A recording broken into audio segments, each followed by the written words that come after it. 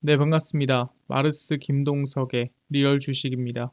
오늘 마르스 김동석의 리얼 주식은 외국인이 반토막난 로봇 이기업 바닥에서 쓸어담고 있습니다. 외국인이 지금 바닥에서 쓸어담고 있는 로봇 기업 딱 한 개 알려드리니까 영상 끝까지 꼭 시청하시길 바라겠습니다. 그 이전에 저희 마르스 김동석의 리얼 주식 유튜브가 여러분들의 사랑으로 빠르게 성장하고 있습니다. 너무 감사한 마음에 구독자 10만 명 기원으로 저희가 이 자료집을 하나 만들었고요. 최근에 이슈가 되고 있는 HBM, AI 반도체, XR 시장 전망 관련주부터 전부 다 무료로 정리해 놨습니다. 이 자료집 받고 싶다 하시면 영상 끝까지 꼭 시청하셔라 말씀드리고, 여러분들한테 바라는 건 없습니다. 우리 유튜브 구독 그리고 영상 좋아요 그다음에 댓글까지 남겨주시면 너무나도 감사하겠다 말씀드리면서 오늘 영상 바로 시작하겠습니다. 오늘의 주제입니다. 외국인이 반토막난 로봇 이기업 바닥에서 쓸어담고 있습니다. 일단 우리가 이 로봇 얘기에 들어가기 이전에 먼저 알아야 될 게 있습니다. 그게 뭐냐면 바로 네이버 라인 매각 철회라고 보시면 될 것 같은데, 이게 무슨 소리냐? 일본에서 라인 매각하라는 거를 철회했다라고 보시면 될 것 같아요. 그러니까 네이버가 하고자 하는 걸 철회한 게 아니라 일본이 네이버한테 이제 매각해라 강요하고 압박하는 걸 철회했다라고 보시면 될 것 같습니다. 일단 일본 정부가 라인 야후의 지분을 팔라고 한국 네이버에 했던 요구를 사실상 철회를 했고요. 이 라인 야후라는 거에 대해서 알려드릴 거지만 간단하게 얘기하면은 라인과 야후가 합쳐져서 라인 야후가 됐다라고 보시면 됩니다. 그래서 라인은 네이버고 야후는 소프트뱅크죠. 라인 야후에 대한 지난 3월, 4월 두 차례 행정지도를 내리면서 네이버의 자본관계 재검토를 요구를 했습니다. 어디서? 일본 정부에서. 한국 내 반일 감정이 거세지자 한일 관계 개선을 최대 치적으로 삼는 일본 기시다 정권이 무리한 요구를 접기로 입장을 선회했습니다. 그래서 이 3월, 4월 두 차례 행정지도를 내리는 경우가 많지 않아요. 한 달 만에. 근데 이번에 라인 야후에 행정지도를 내렸다라는 거죠. 그러니까 어떻게 된 건지 설명 다 드릴 겁니다. 라인 야후가 제출한 대책 보고서는 흔히 말하는 그림 속 떡이 아니라, 그러니까 그냥 말만 뻔지르르하게 낸 게 아니라 진짜로 대책이 될 수 있다라고 생각을 해서 제대로 된 계획으로 높게 평가한다. 그래서 원래는 지분을 팔라고 압박을 했는데 뭐 그 정도는 아닌 것 같고, 계획서 낸 거 보니까 제대로 냈네. 알았어. 이제 압박 안 할게. 뭐 매각까지는 안 해도 될 것 같아. 라고 결론이 났다라는 거죠. 근데 무슨 일이 있었길래 라인 야후라는 기업을 같이 만들었는데 왜 네이버한테 매도하라고 매각하라고 압박을 했는지 설명을 좀 드리겠습니다. 보시면은 라인 야후입니다. 그래서 네이버가 지분 50%, 소프트뱅크가 지분 50% 해서 A홀딩스를 차렸고요.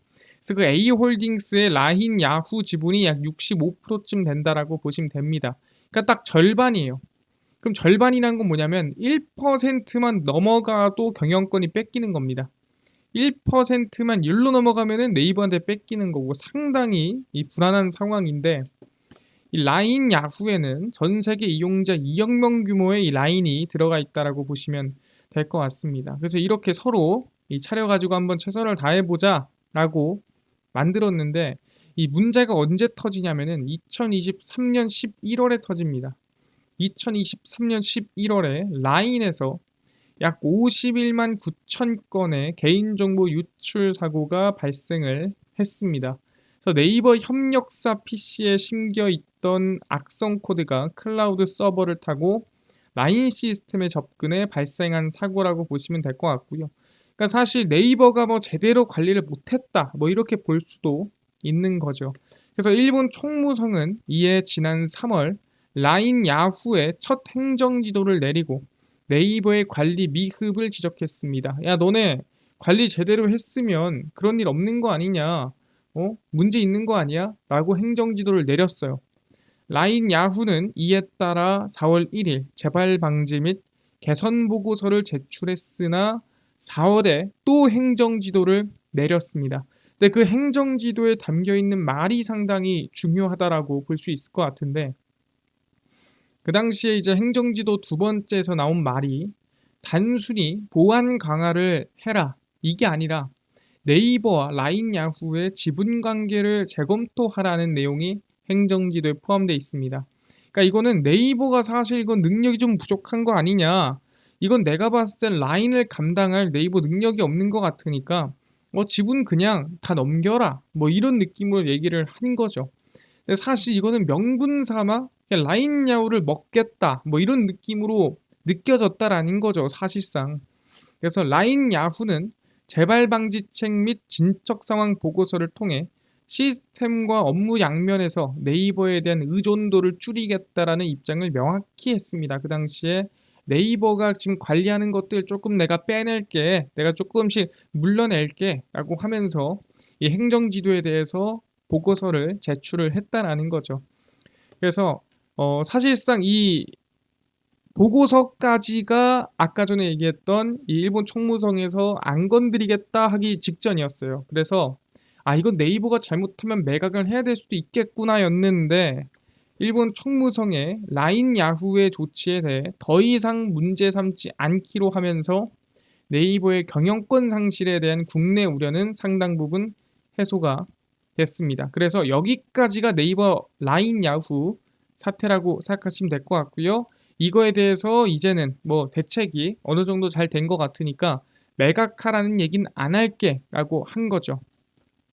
그래서 한국 네이버의 법적인 근거도 없이 지분 매각을 강요한다는 것 자체가 인정할 수 없는 일이다라는 흐름이라는 거죠. 그래서 크게 문제는 어느 정도 좀 해소가 됐는데, 이 중요한 게 뭐냐면, 아니 아까 뭐 개인정보 유출이 50만 건 나간 거야 대단히 중요하지만, 아니 지분 매각을 하라고 할 정도로 중요한 일입니까? 라고 얘기할 수도 있습니다. 근데 이거에 대해서 한번 정리를 해드리면 쉽게 넘어갈 일은 아니라는 거예요. 개인정보 유출의 중요성입니다. 지난 4월에 기억할 겁니다. 중국 틱톡의 유통 배포 금지 법안이 미 상원과 연방의회를 통과했고, 틱톡의 미국 사업을 강제 매각하는 법안에 서명을 했습니다. 그래서 미국에서 틱톡을 강제로 매각해라라고 한 거죠. 아니 이게 왜? 틱톡은 미국 내 이용자가 4억 인구의 3분의 1에 해당하는 큰 시장을 장악하고 있고 경제 효과도 상당하다라는 거죠. 근데 이게 중요한 게 아닙니다. 미국에 끼치는 영향이 커요가 중요한 게 아니라, 틱톡이 미국 시민의 개인정보를 수집하여 데이터를 중국으로 넘기고 있다면서 자국의 데이터 안보에 위협이 들어왔다는 거죠. 그러니까 틱톡이 그냥 미국에서 시장이 커지니까 꼴 보기 싫네, 이게 아니라 미국 자체에 있는 개인정보를 수집하고 개인정보를 활용하고 개인정보가 중국으로 넘어가는 게 문제인 거예요.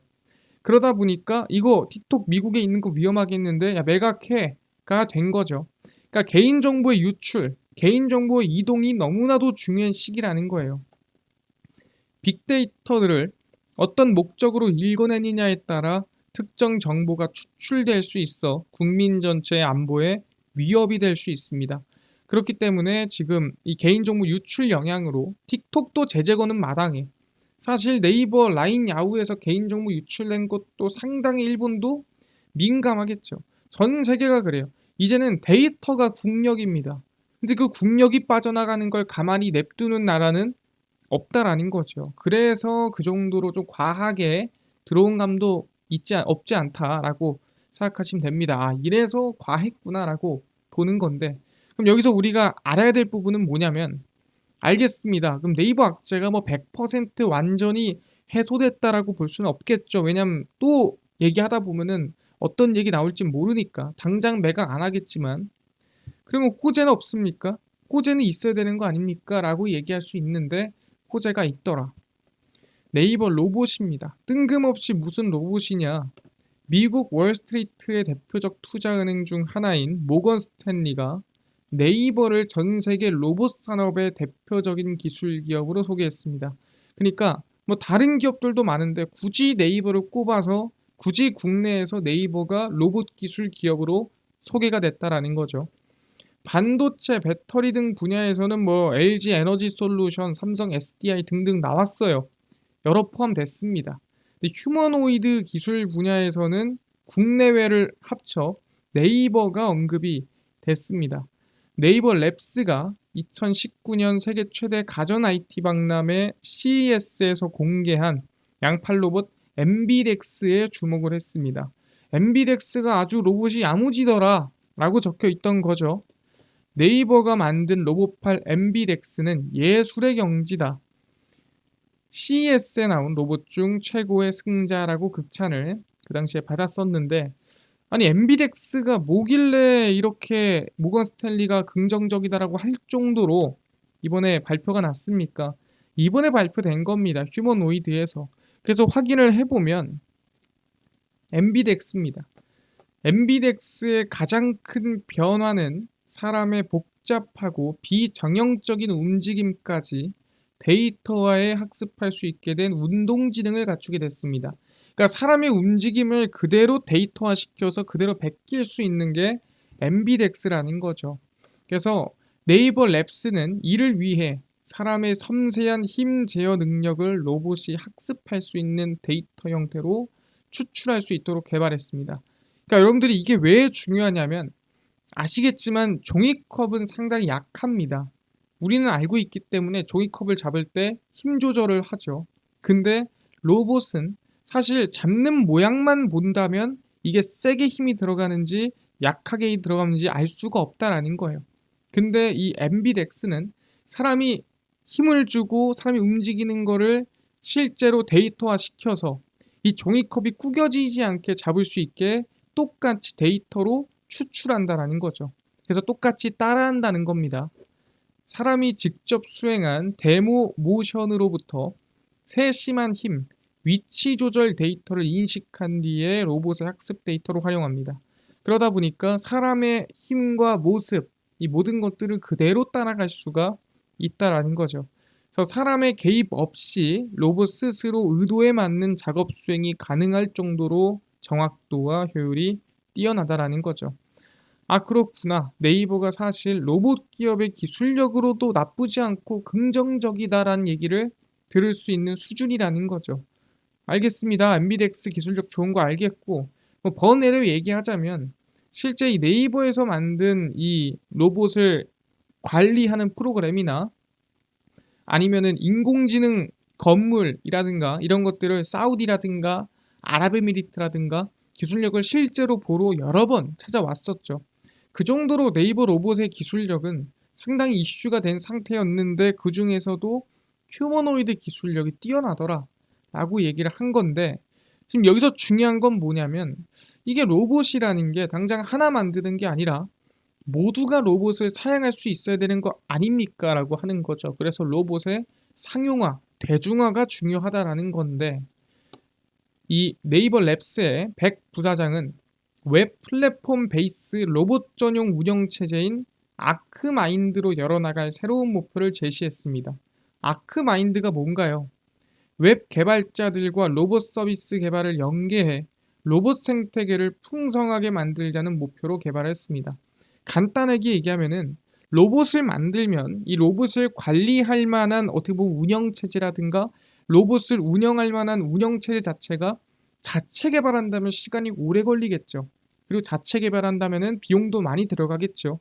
근데 만약에 이게 정형화돼 있고 누구나 활용할 수 있는 로봇 운영체제가 있다면 사실 비용적으로나 시간적으로나 활용도 측면에서도 상당히 높겠다라는 거죠. 왜? 내가 이 로봇을 전체로 관리하는 프로그램이나 여러 가지 연결을 시키지 않아도 기존에 있는 것만 연결을 해도 쓸 수가 있다라는 거죠.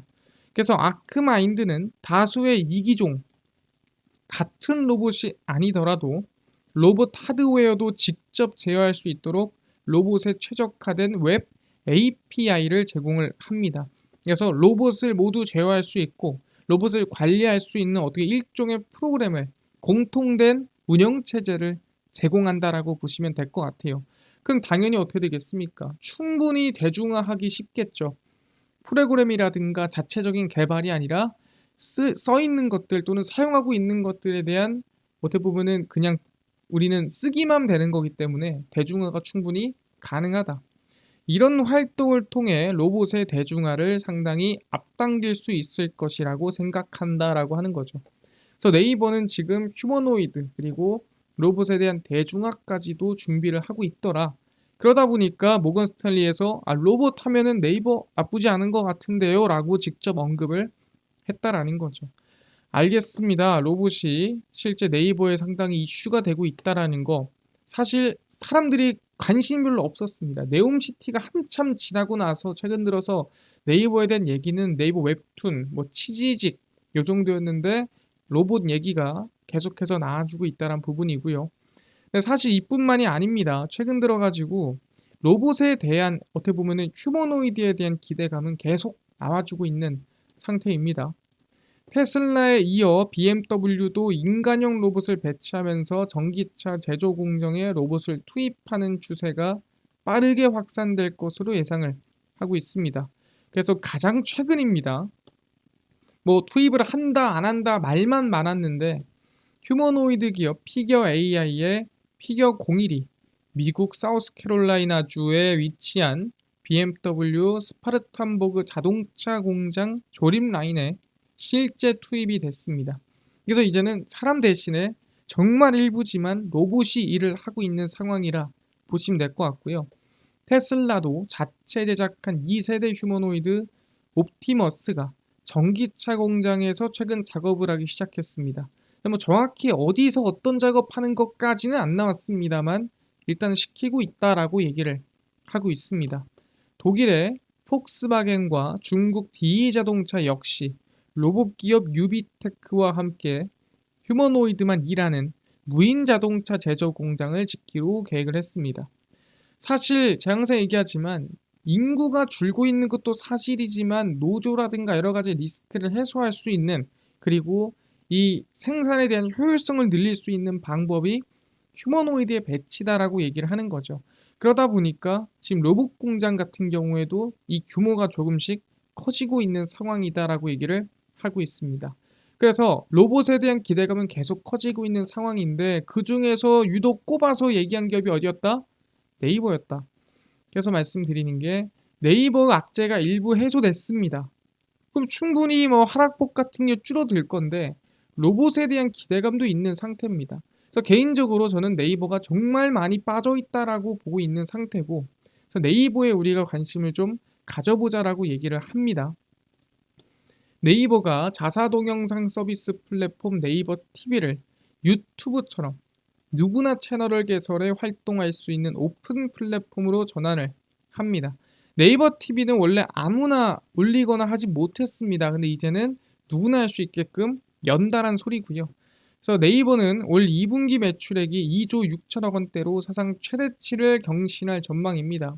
실적은 좋다는 얘기예요. 근데 영업이익 같은 경우에는 네이버 웹툰 엔터테인먼트가 나스닥 시장에 상장함에 따라 일회성 비용이 발생하고 영업이익은 감소할 거다. 왜냐면 돈이 많이 들어갔으니까 한 500억 정도라고 생각하고 있는데 그래서 아마 영업이익은 좀 줄 겁니다. 그래도 매출액은 사상 최대치다. 그래서 네이버 악재로 최저점 갱신을 최근에 했고요. 그리고 리스크 해소로 그리고 로봇 이슈 성장성 기대감이 있기 때문에 긍정적으로 보고 있습니다. 네이버를 보시면은 주가가 정말 많이 밀렸다라는 걸 확인할 수가 있는데 우리가 여기서 아셔야 될 거는 2019년, 20년도에 정말 말도 안 되게 상승이 나왔죠. 그 당시에 코로나19 이슈가 터지면서 상승이 나왔는데 이때 가격이 얼마냐? 정말 상승 한참 할 때, 이제 막 시작할 때 가격이 15만 6천 원, 뭐 7천 원 이런 가격이었습니다.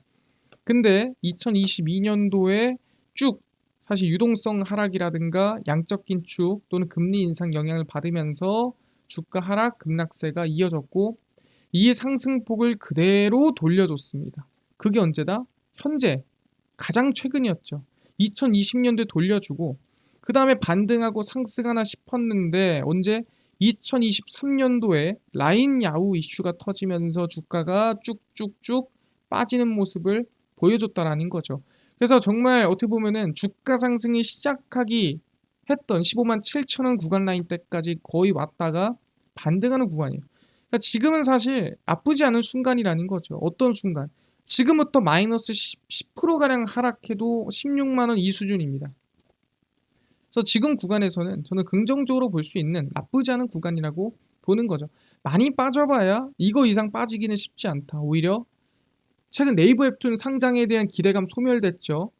그 다음에 라인야후 사태 악재 영향 받았죠. 그 다음에 주가 사실상 많이 하락했습니다.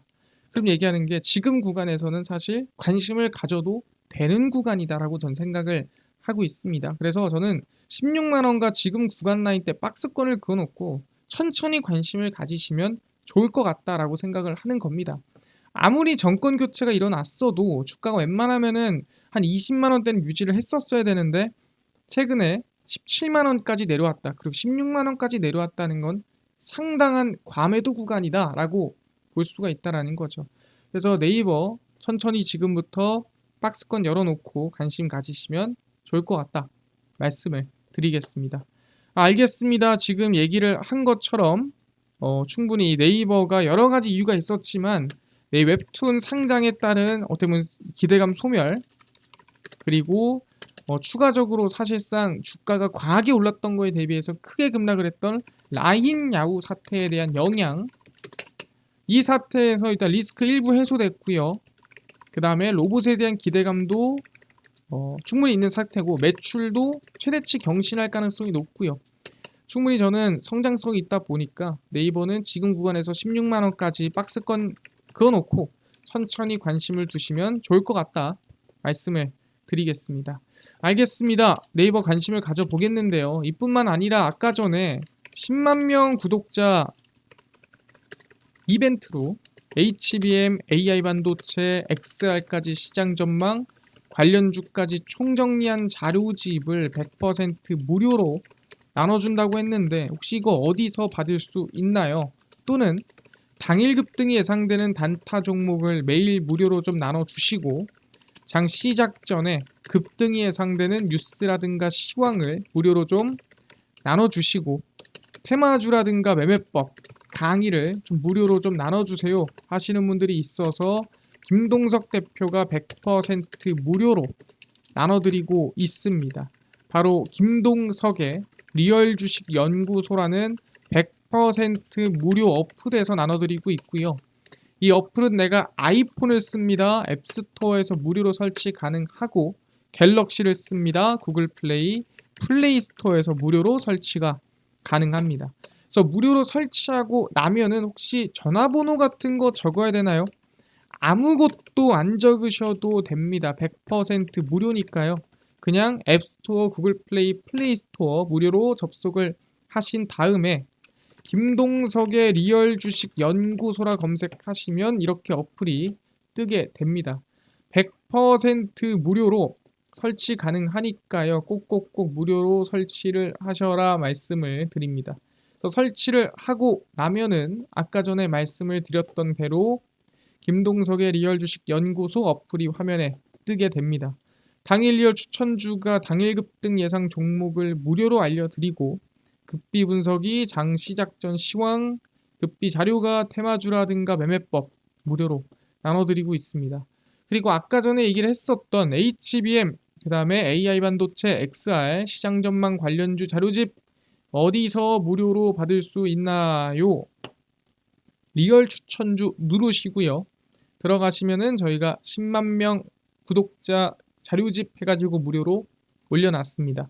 이거 누르고 들어가시면 맨 밑에 저희가 구독자 10만 명 특별 자료집, 그 다음에 온디바이스 AI, 로봇 AI 반도체, 월가들의 투자법 총정리까지 모두 100% 무료로 나눠드리고 있습니다.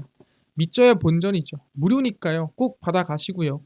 뿐만 아니라 저희 리얼 추천주에서는 7월 16일, 15일, 10일, 11일, 10일, 9일 추천주 무료로 나눠드리니까 추천주 꼭 무료로 얻어 가시고요. 급비 분석에서는 장 시작 전 시황입니다. 해외 증시부터 국내 이슈까지 무료로 정리해드리니까 다른 이슈 볼 필요가 전혀 없다. 장전에 이슈들 무료로 꼭 확인하시고요. 급비 자료는 당일 있었던 이슈를 무료로 정리해드리고 관련주도 정리해드립니다. 그래서 김동석의 리얼 주식 연구소 제가 평생 100% 무료로 운영하는 어플이니까 종목시황 테마주 강의 꼭 무료로 전부 얻어가시고요. 뿐만 아니라 저희 마르스 김동석의 리얼 주식 유튜브 여러분들의 사랑으로 커가고 있습니다. 구독자 20만 명 향해 달려가고 있으니까요. 우리 다 함께 유튜브 구독, 영상 좋아요, 댓글까지 남겨주시면 너무나도 감사하겠다 말씀드리면서 더 열심히 하고 더 노력하고 좋은 내용으로 김동석 대표 돌아오도록 하겠습니다. 감사합니다.